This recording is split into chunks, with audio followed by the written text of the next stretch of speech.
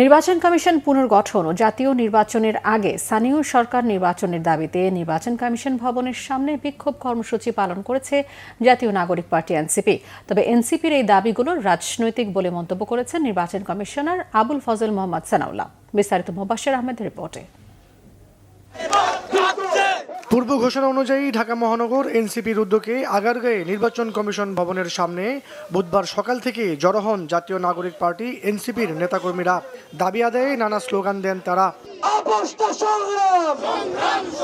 এ সময় দলটির নেতারা বলেন, ঢাকা দক্ষিণ সিটি কর্পোরেশন নিয়ে রাজনৈতিক মহলে যে জটিলতা তৈরি হয়েছে তা নির্বাচন কমিশনের পক্ষপাতদুষ্ট সিদ্ধান্তের কারণেই হয়েছে। তাই সংস্কার কমিশনের প্রস্তাবনা বাস্তবায়নের মাধ্যমে ইসি পুনর্গঠনের দাবি জানান তারা। এই মুহূর্তে দরকার নির্বাচন কমিশন পুনর্গঠন।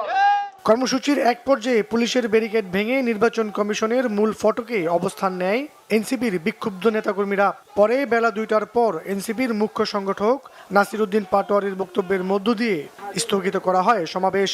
উপদেষ্টার মধ্যে যারা বিএনপির মুখপাত্র হিসেবে কাজ করছে, বাংলাদেশের এডুকেশন সেক্টরকে ডুবিয়ে দেওয়ার জন্য ওয়াহিদুদ্দিন ভাই কাজ করছেন, বাংলাদেশের ফাইন্যান্সিয়াল সেক্টরকে ডুবিয়ে দেওয়ার জন্য সালাউদ্দিন ভাই কাজ করছেন, বাংলাদেশের আইন মন্ত্রণালয় ডুবিয়ে দেওয়ার জন্য আসিফ নজরুল কাজ করছেন।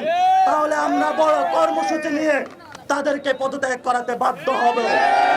আপনাদের এই মাঠে কুসুম কুসুম খেলা চলবে না। এদিকে নিয়মিত বৈঠক শেষে এনসিপির আন্দোলন বিষয়ে সাংবাদিকদের প্রশ্নের জবাবে নির্বাচন কমিশনার আবুল ফজল মোহাম্মদ সানাউল্লাহ জানান, এনসিপির দাবিগুলো রাজনৈতিক।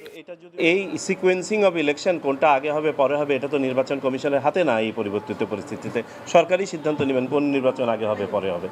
নির্বাচন কমিশনের দায়িত্ব হচ্ছে নির্বাচন অনুষ্ঠান করা। আমরা কোনো রাজনৈতিক বক্তব্যের আমি কোনো মন্তব্য করতে চাই না। ইসি নিরপেক্ষভাবে কাজ করছে বলেও দাবি করেন তিনি। এটাও ড্রাফটে আছে। মোবাশ্বের আহমেদ, বাংলা ভিশন, ঢাকা।